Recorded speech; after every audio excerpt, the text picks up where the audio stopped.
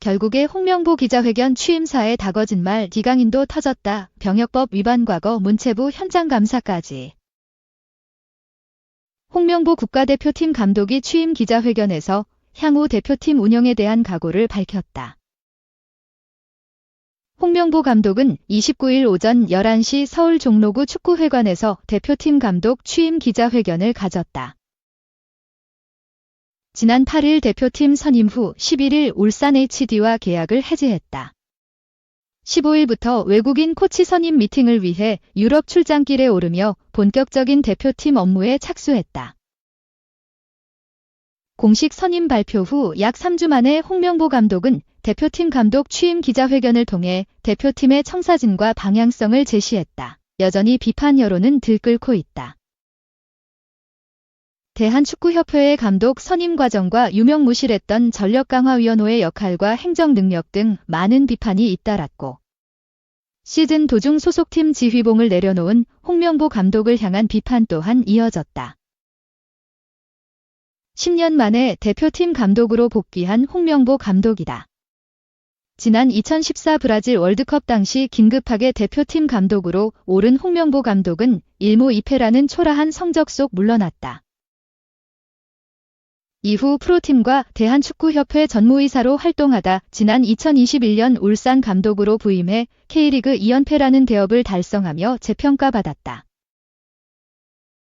지난 2월 위르겐 클린스만 감독 경질 후 차기 감독 유력 후보로 꾸준히 거론되던 홍명보 감독은 매 기자회견에서 거절 의사를 피력했지만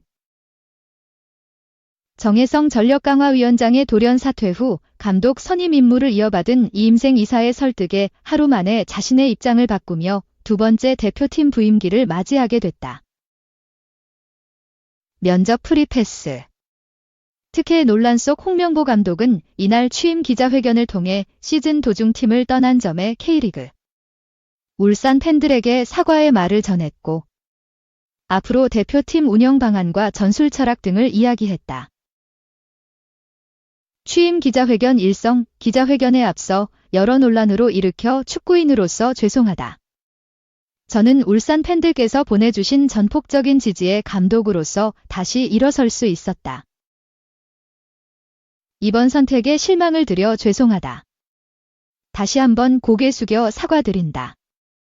울산과 K리그 팬들에게 깊은 용서를 구하며 어떤 질책과 비난을 받겠다. 실망한 팬들에게 용서받는 방법은 제자리에서 대표팀의 성장과 발전을 이끄는 것이다. 지금까지 보내주신 성원에 더 큰 책임을 갖고 이 자리에 이바지하겠다. 대표팀 감독직 수락 이후에 지난 5일 이임생 이사가 집 앞으로 찾아와 긴 시간 동안 진지한 대화를 나눴다. 이임생 이사는 그 자리에서 저에게 대한축구협회의 기술 철학에 대해 설명하며 제 생각을 물었다.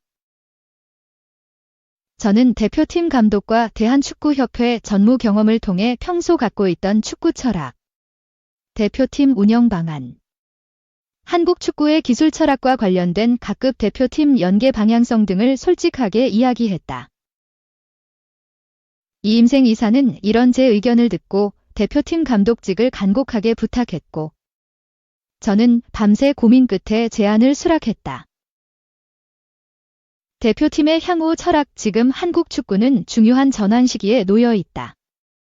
4년 주기의 월드컵과 아시안컵 성과도 물론 중요하지만 대표팀을 중심으로 한국 축구가 장기적으로 성장하고 발전할 수 있는 체계를 구축해야 하는 시점이다.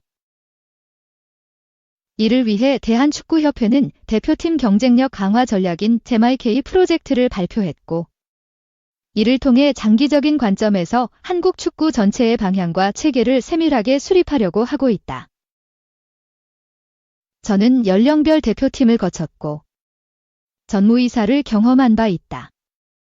이런 경험을 통해 체계적인 유소년 시스템 및 적극적인 유소년 발굴이 A대표팀과 한국 축구 발전에 얼마나 크게 기여할 수 있는지 배워왔다. 이후 현장으로 복귀해 K리그 감독으로 활동하면서 리그의 중요성도 경험했다. 이런 소중한 경험을 토대로 앞으로 한국 축구의 뿌리인 K리그와 동반 성장하는 대표팀을 꾸려갈 것이다. 또한 한국 축구의 소중한 자산이 될 젊은 유망주 발굴에도 적극적으로 나설 것이다. 대한축구협회가 발전적 방향성을 제시하기 위해서는 A대표팀이 선도에서 중요한 역할을 맡아야 한다. 그리고 이러한 A대표팀의 발전은 K리그 및 유소년 시스템의 발전과 긍정적인 상호작용을 이뤄낼 것이다. 그 부분을 이해했기 때문에 큰 책임감이 생겼다. 개인적인 욕심이 아닌 발전을 위해 제가 할 수 있는 역할을 하기 위해 결심하게 됐다. 일어난 점들이 제가 10년 만에 대표팀 감독으로 다시 도전하게 된 가장 중요한 내적 동기였다. 한국 축구는 지금 유례 없이 훌륭한 선수들도 가득하다. 그렇기에 대표팀은 성적으로 표현되는 결과보다는 확고한 방향과 체계의 확립이라는 두 마리 토끼를 모두 잡아야 한다. 저는 그 성공을 위해 모든 것을 쏟아낼 것이다. 많은 분들의 지적과 따끔한 비판의 목소리 전부 겸허히 받아들이겠다.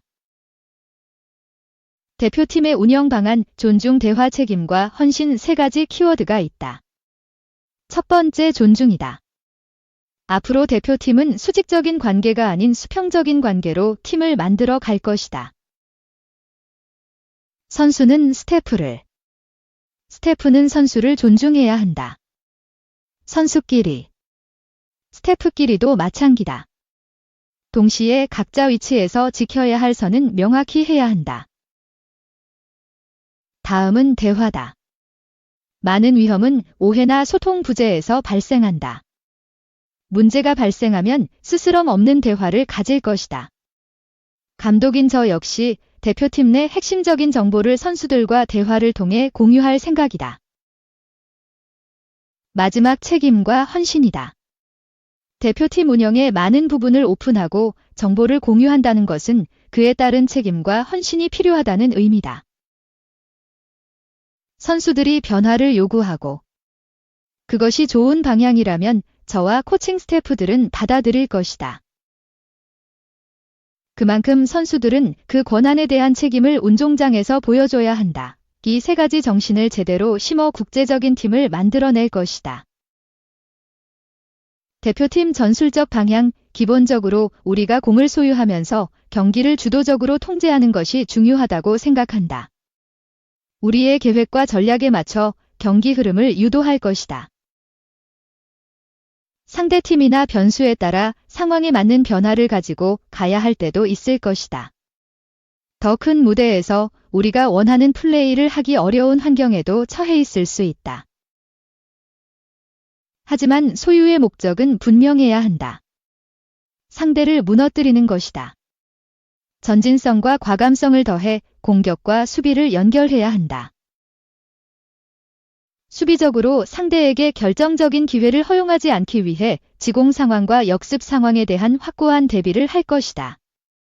단, 수비 시간을 최대한 짧게 가지고 가고 위험 지역에서 최대한 올라서서 공을 탈취할 것이다. 공격에서 더 많은 시간을 쓰려면 강한 원칙과 대응이 필요하다. 공격과 수비 각 지역에서 효율적인 공간 분담을 해야 하고 우리가 어떤 약속된 패턴의 플레이를 해야 할지 유연하게 대처할 것이다. 월드컵이나 아시안컵이 아닌 평시의 대표팀은 경기력과 디테일을 갖출 시간이 24시간 정도 주어진다. 얼마나 코칭 스태프가 잘 준비하고 선수들과 공유해서 경기에 발휘하느냐가 관건이다. 당장 시급한 과제는 오는 9월 시작되는 2026 북중미 월드컵 3차 예선이다. 철저하게 계획을 통해 운영하겠다. 당장 9월, 10월 경기들의 전략적 고민도 해야 한다.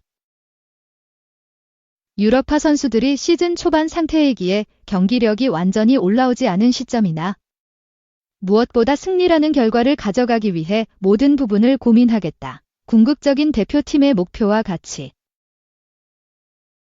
팀 스포츠에서 좋은 성적을 내는 팀은 내부에 존재하는 여러 위험 요소를 가린다. 그러나 잠복기에 대한 위험은 좋지 않은 상황에 동시다발적으로 일어나 순식간에 무너진다. 축구는 팀 스포츠다. 각자의 이김심을 접고 작은 희생과 헌신이 모인다면 위기는 기회로 전환될 수 있다. 대표팀이라면 그 어려운 상황을 돌파해내야 하는 모습도 보여줘야 한다고 생각한다. 각오, 끝으로 많은 관심을 받는 만큼 좋은 역할을 통해 우리 사회에 긍정적인 화두를 던질 수 있는 대표팀이 되도록 감독으로서 노력하겠다. 한국 축구의 성공을 위해 앞만 보고 달려가겠다. 성공으로 기대에 부응하겠다. 축구 팬들의 비판 목소리도 대표팀을 위한 일이라면 항상 경청하겠다. 한국 축구 발전이라는 같은 목표를 향한 우려에서 나온 말들이라는 것을 깊이 이해하고 있다.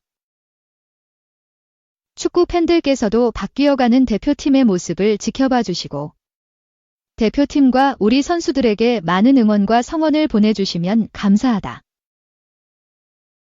다음은 홍명보 국가대표 감독 취임 기자회견 질의응답 5는 2026 북중미 월드컵에서 어디 굳었던 경기를 보여줄 것인가?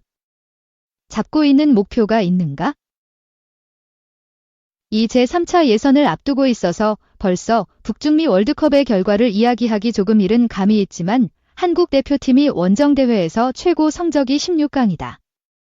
더 나은 성적을 거두기 위해 많은 노력을 하겠다.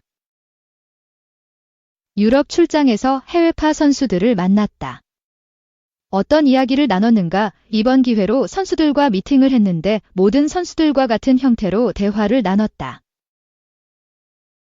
첫째로 감독으로서 이 선수들이 생각하는 바람직한 팀 운영. 둘째로 지금 대표팀에 바라는 점. 셋째로 앞으로 내가 감독으로서 팀을 운영하는 방안에 대해 이야기했다. 전체적으로 선수들과 공감하는 부분이 있었다.